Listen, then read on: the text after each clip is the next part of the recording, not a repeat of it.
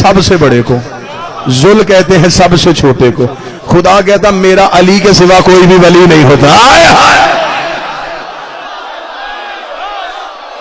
وَكَبِّرَهُ تَكْبِيرًا، اور پھر جب میں علی کو ولی بناتا ہوں پھر مجھے غرور آتا ہے۔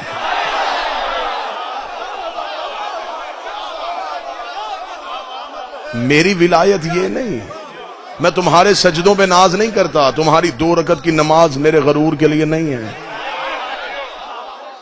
میرا غرور ہے کہ میرے ولی کو ولی کہتے، مجھے ناز ہی اپنے علی پہ ہے۔ وَكَبِّرَهُ تَكْبِيرًا، اور پھر میری بلندیاں پھر اسی بلند کی وجہ سے ہے۔ کل میں نے گفتگو شروع کی تھی اور بات وہیں کی وہیں رک گئی۔ گفتگو تھی کہ جناب بادشاہ امام حسین بھی اپنی زندگی میں جب بھی حج پہ جاتے تو خطبہ حج جناب سید الساجدین سے پڑھواتے، کیونکہ توحید بادشاہ سجاد کی زبان پہ جچتی بڑی تھی۔ وحدت کا بہترین عملی نمونہ تھے یہ میرے بادشاہ۔ حج کا موقع ہے، میں نے خطبہ پڑھنا ہے سرکار کا، مالک خطبہ حج دینے کے لیے اٹھے، یا ہجوم میں سے 4 شخص اٹھے، انہوں نے جناب سید الساجدین سے کہا علی بن الحسین رک، خطبہ بعد میں دینا، پہلے اپنا شجرہ سنا۔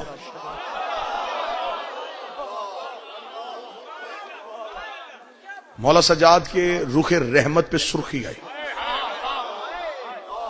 صحیفہ رحمت جلالت میں بدلا، محمد فوراً علی ہوا۔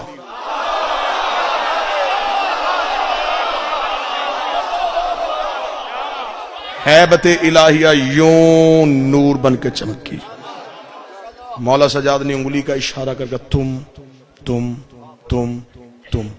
فوراً یہاں سے نکلو، ایسے نہ ہو کہ یہیں پہ عذاب آئے۔ انہوں نے جاتے جاتے کہا جرم کیا کیا ہم نے تو صرف یہی کہا تھا نا کہ اپنا شجرہ سنا، اور تو نے ہمیں حج کے ہجوم سے نکال دیا۔ فاشارت الی الحجر اسود، امام نے حجر اسود کی طرف اشارہ کیا۔ امام نے کہا تو بتا ہم کون ہیں؟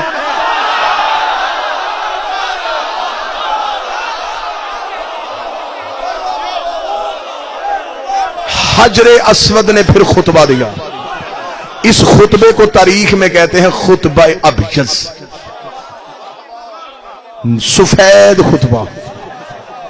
مشہد چلے جاؤ نا میرے بادشاہ امام رضا بادشاہ کے حرم میں، تو وہاں پہ جو اردو زائرین کے لیے کمرہ وقف ہے، تو وہاں پہ جو مولوی بیٹھا اسے جا کے نا خطبہ ابیض کہاں ملے گا، وہ پیچھے الماری کی طرف اشارہ کر کے یہ 350-400 جو کتاب پڑھی ہے نا، یہ اسی خطبے کی شرح میں لکھی ہے۔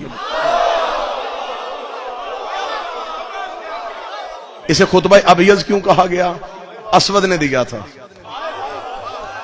اسود کہتے ہیں کالے کو، ابیض کہتے ہیں سفید کو، کالے کا دیا ہوا سفید خطبہ،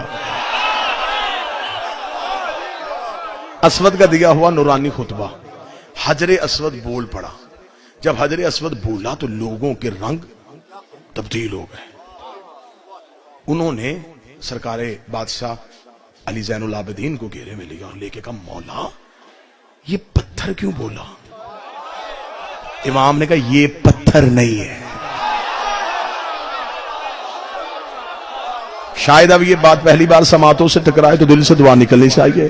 بادشاہ نے فرمایا یہ پتھر نہیں ہے، جسے تم پتھر سمجھتے ہو یہ پتھر نہیں ہے۔ اس نے کہا مولا پھر یہ کیا ہے؟ فرمایا یہ ایک ملک مقرب ہے، یہ ایک فرشتہ ہے۔ اس نے کہا فرشتہ ہے تو پتھر بن کے کیوں کھڑا ہے؟ امام نے کہا پتھر بن کے کھڑا نہیں۔ امام نے کہا یہاں آنے سے پہلے جب ہم آلین میں رہتے تھے احسان کیا اس بندے نے جو اب بولا ہے، پورے خمسے کے بعد اب احسان ہے اس بندے کا جو صدر میں بولا ہے۔ امام نے فرمایا یہاں آنے سے پہلے، اب میری مجبوری ہے، جملے ہیں میرے بادشاہ کے، ایک لمحے کے لیے نہ سلیس کر سکوں گا نہ ثقیل کر سکوں گا، نہ آسان کروں گا نہ وزنی کروں گا، جیسا بادشاہ نے کہا ویسا ہی سناؤں گا، کیونکہ امام کا جملہ ہر ذہن کے ظرف کے مطابق ڈھل جاتا ہے۔ یہ حسن ہوتا ہے کلام امام میں، جیسا سننے والا ہو اسے ویسا ہی سمجھ آتا ہے. امام نے فرمایا یہاں آنے سے پہلے جب ہم آلین میں رہتے تھے، جب ابلیس نے کہا تھا کہ میں سجدہ نہیں کرتا، خدا نے کہا استکبرت ام کنت من العالین. آلین کہتے ہیں علی کی جمع کو جہاں کم از کم 4 علی رہتے ہوں. آیا اور یہ تھا اپنے زمانے کا دوسرا علی. فرمایا یہاں آنے سے پہلے جب ہم آلین میں رہتے تھے. لوگوں نے کہا اچھا. امام فرماتے جب ہم آلین سے، اب سطر سنیے گا میرے بادشاہ کی، ہائے ہائے ہاتھ میں نور کا قلم ہو میں کعبے کی پیشانی پہ لکھوں. امام فرماتے جب ہم آلین سے روح پروردگار بن کے،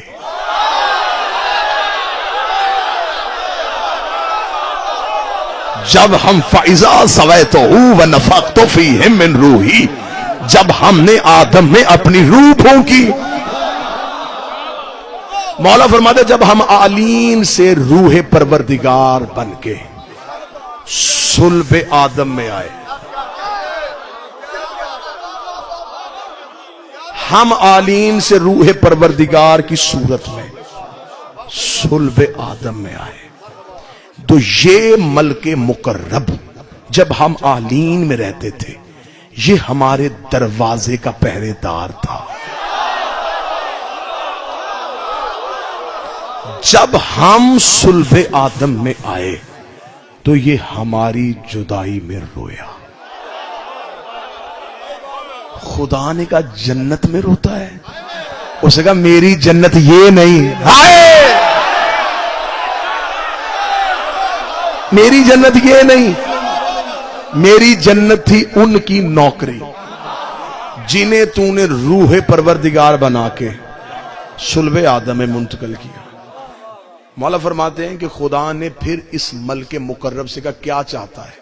اسے کہا جہاں یہ جائیں گے میں وہاں جانا چاہتا ہوں. خدا نے اس ملک مقرب کو ایک سفید موتی میں ڈالا، اور جب حضرت آدم کو زمین پہ اتارا تو یہ متفقل ہے اب کہ حضرت آدم کو آدھی رات کے وقت اتارا گیا تھا، زمین پہ اس وقت آدھی رات تھی. تو یہ موتی جو ہے نا، یہ فرشتہ اب یہ موتی بن گیا ہے، یہ آدم کے ہاتھ میں دیا گیا. آدم اس کے نور کی روشنی میں،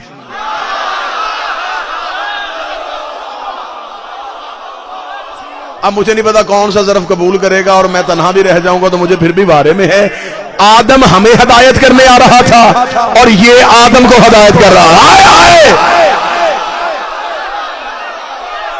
آدم اس نور کی روشنی میں، حضرت آدم اس نور کی روشنی میں، حضرت آدم سری لنکا میں اتارے گئے تھے، جناب حوا جدہ میں، جدہ نام ہی بی بی حوا کی وجہ سے، جدہ عربی میں کہتے ہیں دادی کو. حضرت آدم کو اس نور کی روشنی میں زمین پہ، حضرت آدم اس کی روشنی کے ساتھ زمین پہ اترے. مولا فرماتے ہیں سرکار بادشاہ کہ نوح کے دور تک یہ موتی رہا. پھر جب حضرت نوح کا طوفان آیا تو حضرت نوح نے اس موتی کو اپنے خیمے میں رکھا، جو انہوں نے خیمہ نصب کیا تھا جہاں آج کعبہ ہے، یہاں حضرت نوح نے خیمہ نصب کیا تھا. حضرت ابراہیم نے کعبہ بنایا نہیں تھا، دیواریں اٹھائی تھیں. کعبہ پہلے سے موجود تھا. اب مگر ایک سطر کے لیے میں کہہ دوں تو پھر جتنا عقیدہ سنا جا رہا ہے تو میرا خیال یہ سطر اب یہاں بنتی ہے. جب زمین کو بنایا گیا تھا نا، زمین ہیبت خدا سے کانپی تھی، زمین خوف خدا سے کانپ رہی. جبریل نے اپنا دایاں پر رکھا، زمین پھر بھی کانپ رہی تھی، بایاں پر رکھا، زمین پھر بھی کانپ رہی تھی. زمین نے کانپ کے زمین کہہ رہی تھی نہیں نہیں جبریل میری اوپر خون ہوگا، میرے اوپر ظلم ہوگا، میں تسبیح کرتی ہوں، مجھ سے برداشت نہیں ہوگا. تو حضرت جبریل نے کہا خدا کو کہ یہ زمین خلق ہو گئی ہے لیکن یہ رک نہیں رہی. خدا نے کہا اس کے بالکل مرکز میں جا کے اس میں علی لکھ، اور جہاں علی لکھے وہی کعبہ رکھ دے. جہاں اس میں علی ہو وہی کعبہ رکھ.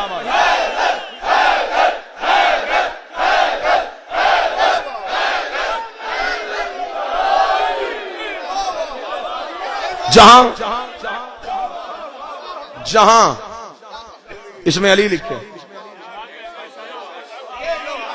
اب ضرورت ہے کہ عقیدہ پڑھا جائے. ابھی میں نے 15 جولائی کربلا گاہ میں شاہ عقیدہ پڑھا ہے اور دشمنان علی نے ایک FIR درج کروائی ہے کہ انہوں نے کہا ہے کہ علی نے آدم بنایا تھا. اس بات پہ FIR ہے اور یہ FIR نہیں ہے, یہ ایک دروازہ کھلا ہے. اب ہم بتائیں گے علی نے کیا کیا بنایا تھا.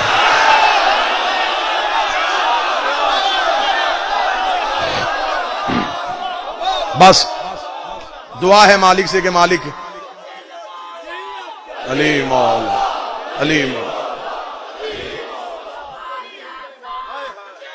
بسم اللہ مولا علی بسم اللہ.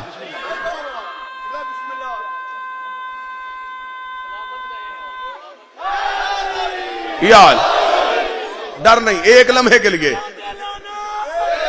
بادشاہ حسین کی عزت کی قسم ہے, مجھے جناب سیدہ کا حق پڑھنے کے بعد 6 ماہ کے لیے سزائے موت کی کوٹری میں رکھا گیا تھا. میں نے جیل کی سلاخوں کے اندر بیٹھ کے سیدہ سے وعدہ کیا تھا, بی بی سانسیں تو دے دے, تیری وکالت میں خیانت میں نہیں کروں گا. اب سانسیں ان کی طرف سے آتی ہیں, اب جتنی دیر زندہ ہیں بس انہی کی وجہ سے ہیں. یہ زبان کاٹ دو, جسم و جان کاٹ دو, مدحت مرتضیٰ کی سزا دو مجھے, ٹکڑے ٹکڑے کرو میرا سارا بدن, آگ روشن کرو اور جلا دو مجھے. ذکر شاہ نجم سے رکوں گا نہیں, چاہے 100 بار سولی چڑھا دو مجھے, لیکن راکھ میرے جسم کی رکھ کے ہاتھوں پہ اپنے اڑا دو مجھے. 1-2 دن نہیں, صبح محشر تلک, جب تلک جہاں تک ہوا جائے گی, ایک حلالی حوالی کا وعدہ ہے یہ, یا علی کی صدا. ہم سے علی نہیں چھینا جا سکتا. جہاں علی لکھا ہے یہی کعبہ رکھ.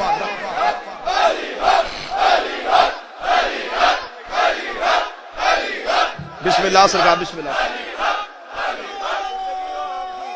آپ جی ہیں زندہ و سلامت.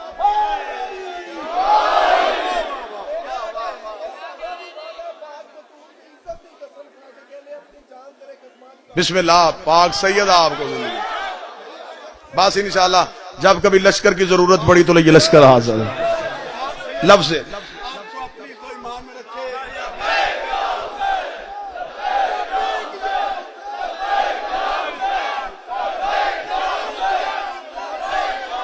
بسم اللہ. آپ زندہ و سلامت.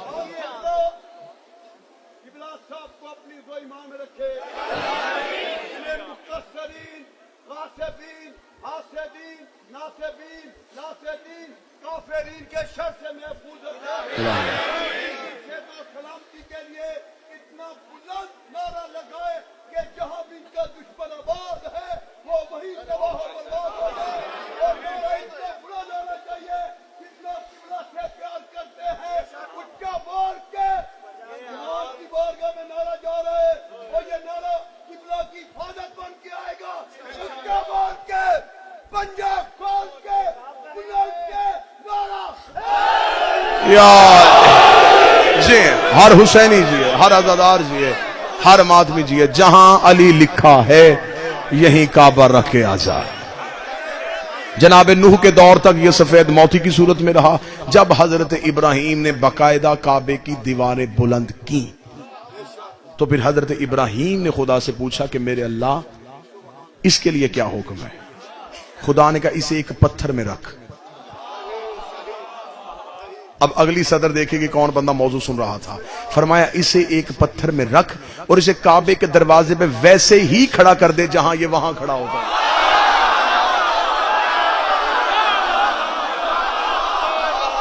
اسے کعبے کے دروازے میں بالکل ویسے ہی کھڑا کر دے. کعبے کے دروازے پہ حجر اسود کعبے کی دیوار پہ نہیں ہے, کعبے کے باہر کھڑا ہے, بالکل ویسے ہی کھڑا ہے جیسے وہاں پہرے دار بن کے کھڑا ہوتا تھا. لوگوں نے دیکھے کہا اچھا مولا تو یہ ملک مقرب ہے, اچھا تو یہ اس لیے کعبے کے دروازے پہ کھڑا ہے, تو مالک اس کی ڈیوٹی کیا ہے, یہ کرتا کیا ہے؟ مالک نے فرمایا واجب کر دیا ہے جو بھی حاجی حج کرنے کے لیے جائے گا وہ حجر اسود کا بوسہ لے گا, حجر اسود کو چومے گا. امام کہتے ہیں یہ حاجیوں کے بوسے دلوانے کے لیے نہیں, یہ ہم نے کعبے کے باہر کھڑا کیا ہوا ہے. جب بھی کوئی حاجی اسے بوسہ دینے لگتا ہے یہ اس کے دل کے اندر جھانک کے دیکھتا ہے, اگر علی ہو تو حج قبول کرتا ہے, ورنہ لعنت کر کے واپس کر دیتا ہے. نعرہ ولایت, نعرہ ولایت, نعرہ ولایت.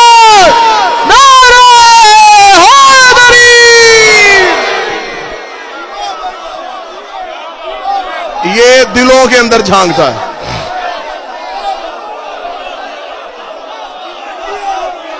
یہ گردن، یہ ہر بوسہ لینے والے کے دل کے اندر دیکھتا ہے. اچھا جو دور سے گزرتے ہیں نا اس سے بچ کے، جو دور سے گزرتے ہیں معافی کی انہیں بھی نہیں دیتا. وہ بھی جب اس کے سامنے آتے ہیں نا تو ہاتھ بڑھا کے اس کی طرف، یہ فنگر بھی سکین کر لیتا ہے.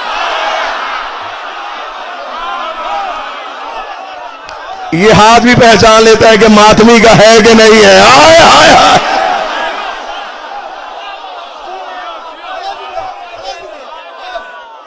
حجاج کرام حج سے واپس آئے، انہوں نے حجر اسود کو بوسہ دیا، وہ راشی بڑا تھا. پھر کیا کیا؟ اس نے وہاں جو معلم کھڑا تھا، ہم نے اس سے پوچھا کہ حجر اسود کو بوسہ دے سکتا؟ اس نے کہا پھر بھی کوئی بات نہیں، جب تم حجر اسود کے سامنے سے گزرو اپنے دائیں ہاتھ کو حجر اسود کی جانب کرنا، پھر اپنی ہتھیلی کو حجر اسود سمجھ کے، اپنی ہتھیلی کو حجر اسود سمجھ کے چومنا. مولوی صاحب چوما ہاتھ تھا، ثواب حجر اسود کا کیسے ہو گیا؟ اس نے کہا چوما ہاتھ تھا، ذہن میں ہمیں حجر اسود تھا. چوما ہاتھ تھا، ذہن میں حجر اسود تھا. ہم چومتے تعزیہ ہے، ذہن میں روزہ حسین ہوتا.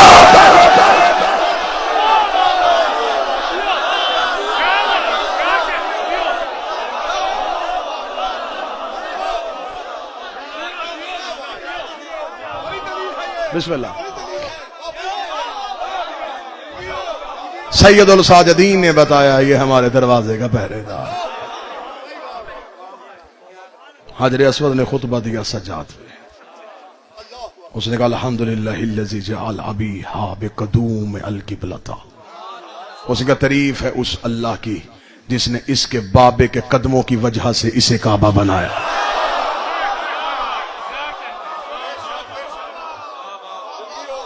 تفصیلی خطبہ ہے 2 یا 3 سطریں سن لینا عقیدے والے بندوں کے لیے. تعریف ہے اس اللہ کی جس نے اس کے بابا کے قدموں کی وجہ سے اسے قبلہ بنایا. حجر اسود نے سیکھ کے کہا یہ تو ان کا کرم ہے، یہ یہاں آ جاتے ہیں.